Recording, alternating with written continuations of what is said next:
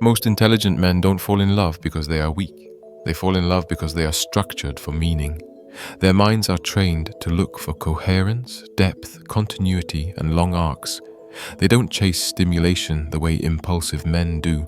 They chase integration. They want something that makes sense over time, something that rewards patience, loyalty, and emotional investment. And this is precisely why love becomes dangerous for them long before it becomes dangerous for anyone else. Because love is not governed by intelligence, it is governed by leverage. Here is the first thing men are rarely told early enough.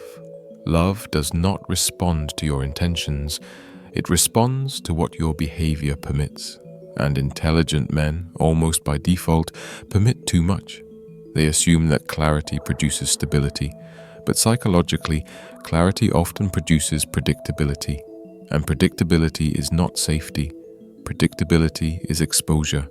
When an intelligent man falls in love blindly, he does something subtle but fatal. He opens his internal world completely and assumes the other person will treat that access with the same restraint he would. That assumption is not noble, it is naive. The mind says, if I am consistent, honest, and emotionally available, the bond will deepen. Reality says, you have just made yourself legible. And legibility is expensive. In psychology, control does not require cruelty. It requires information. Once someone understands how you regulate yourself emotionally, how you respond to distance, to approval, to silence, to affection, they no longer need to guess. They can predict. And once someone can predict you, they can influence you without force. This is why intelligent men are often shocked when love turns against them. They did not see betrayal coming because they were not thinking in terms of power. They were thinking in terms of fairness.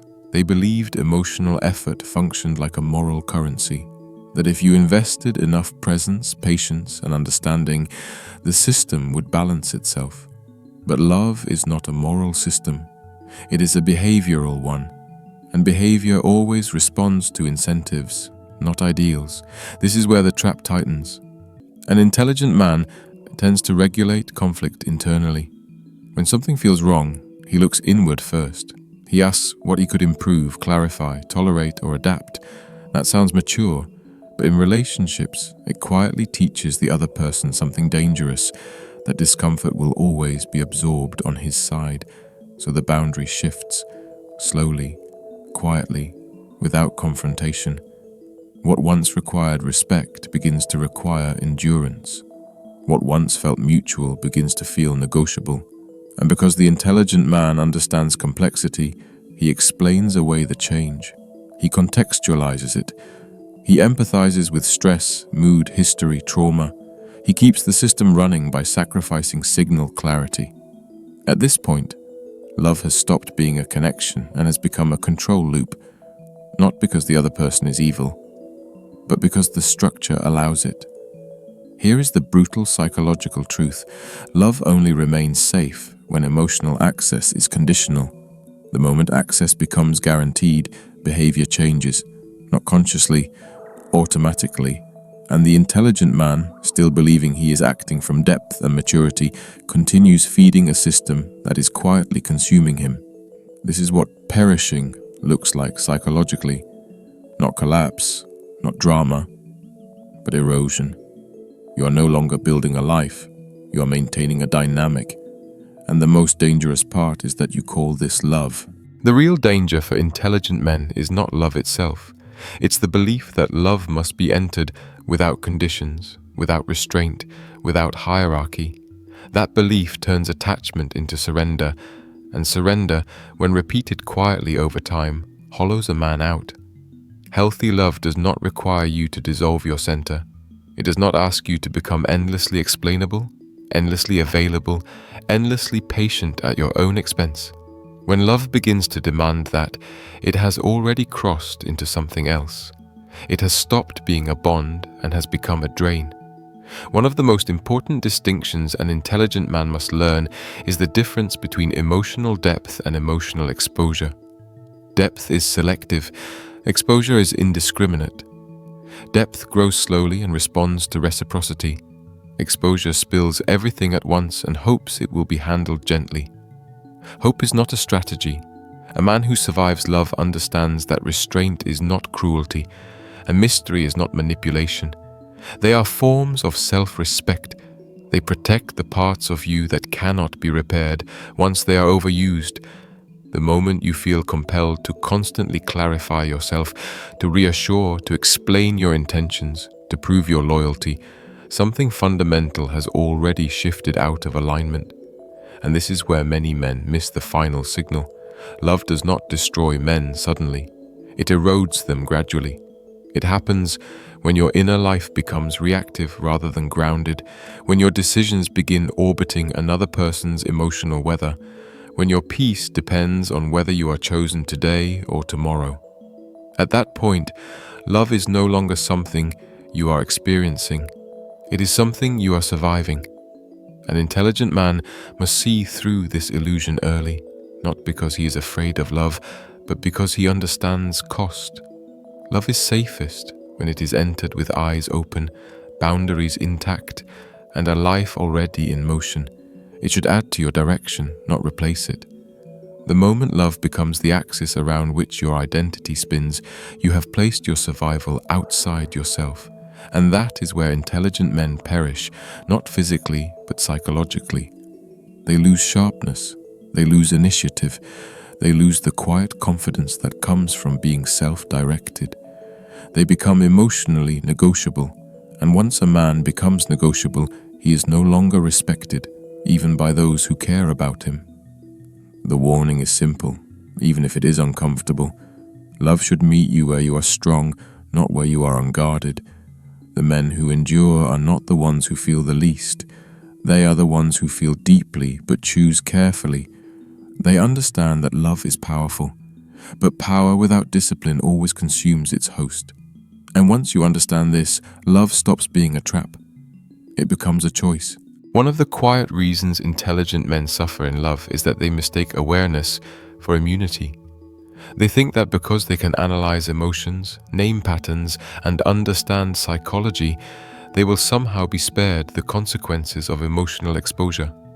But insight does not protect you from dynamics you continue to participate in. In fact, it often keeps you inside them longer. An intelligent man notices when something feels off. He senses the shift in tone, the delayed replies, the subtle withdrawal. But instead of stepping back, he leans in with curiosity. He asks questions. He tries to understand. He wants clarity. And in doing so, he reveals something crucial about himself. That uncertainty unsettles him more than imbalance does. This is where love becomes especially dangerous, because the moment you try to resolve uncertainty through explanation rather than through distance, you give away your strongest position. You teach the other person that when tension appears, you will be the one to stabilize it. You will do the emotional labor. You will restore equilibrium, even if it costs you internally. From a psychological standpoint, this creates asymmetry. One person becomes the regulator, the other becomes the variable. And variables are always the ones with leverage. This is not about manipulation in the dramatic sense. Most of the time, no one is plotting anything. These dynamics emerge naturally. Human beings adjust behavior based on what is tolerated, rewarded, and absorbed. When an intelligent man absorbs confusion, absorbs disrespect, absorbs inconsistency without withdrawing access, the system recalibrates around that tolerance. Love then stops being reciprocal and starts being extractive. Another mistake intelligent men make is believing that emotional transparency creates intimacy. They open up early, they share fears, histories, vulnerabilities, inner conflicts. They believe this creates depth. Sometimes it does, but often it creates something else entirely. Informational imbalance. Vulnerability without discretion does not build intimacy, it builds a map. And once someone has a map of your inner world, they don't need to meet you with the same depth. They only need to navigate you. They learn what soothes you, what destabilizes you, what keeps you engaged, what pulls you back when you start to drift. None of this requires malice. It requires access. This is why love drains intelligent men so thoroughly. not because they give love, but because they give themselves without gating. They forget that access is not a moral right, it is a psychological privilege. There is also something else at play that rarely gets discussed. Intelligent men often tie their identity to coherence. They want things to make sense. They want emotional narratives to resolve cleanly. So when love becomes painful, they don't exit. They investigate. They assume there is a lesson to learn, a misunderstanding to correct, a deeper layer to uncover. But some situations are not puzzles. They are warnings. And every time you treat a warning as a riddle, you stay longer than you should. Love, in its early stages, rewards presence. But over time, it responds more strongly to self-containment. When a man becomes emotionally over-available, when his attention is always accessible, when his validation is constant, the bond quietly shifts. Desire becomes management. Respect becomes familiarity. And familiarity, when unchecked, breeds dismissal. This is the moment many intelligent men begin to perish, not outwardly, but internally. Their mental energy is no longer directed toward creation, growth, or purpose. It is trapped in monitoring, waiting, interpreting, adjusting. They become students of another person's mood instead of authors of their own trajectory. And the tragedy is that they often believe this suffering is evidence of depth. They tell themselves that love is supposed to be difficult, that endurance proves commitment, that sacrifice is maturity. But psychologically, chronic self-abandonment does not deepen love. It dissolves self-respect. If there is one mistake intelligent men make again and again, it is believing that love is something you enter, rather than something you allow. They treat it like a door that must be opened fully, immediately, and with trust as the default setting. But psychologically, love is not a door, it is a filter, and whatever passes through that filter shapes the rest of your life. The men who perish are not the ones who love too intensely, they are the ones who love too indiscriminately.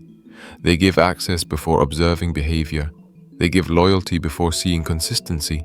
They give emotional intimacy before witnessing restraint. And once that access is given, it is almost never returned voluntarily, even when it should be. This is the part most men don't want to hear. Love does not reward goodness, it rewards positioning. It responds to structure, not sacrifice. When a man makes love the center of his psychological world, everything else slowly rearranges itself around it.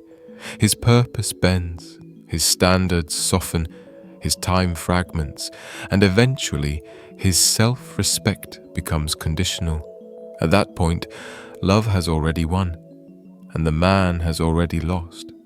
Not because the other person is cruel, but because the structure invites imbalance.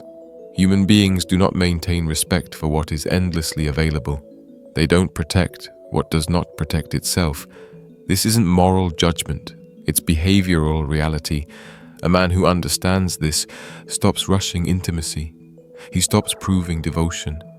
He stops offering unlimited emotional access as a sign of sincerity. Instead, he becomes grounded.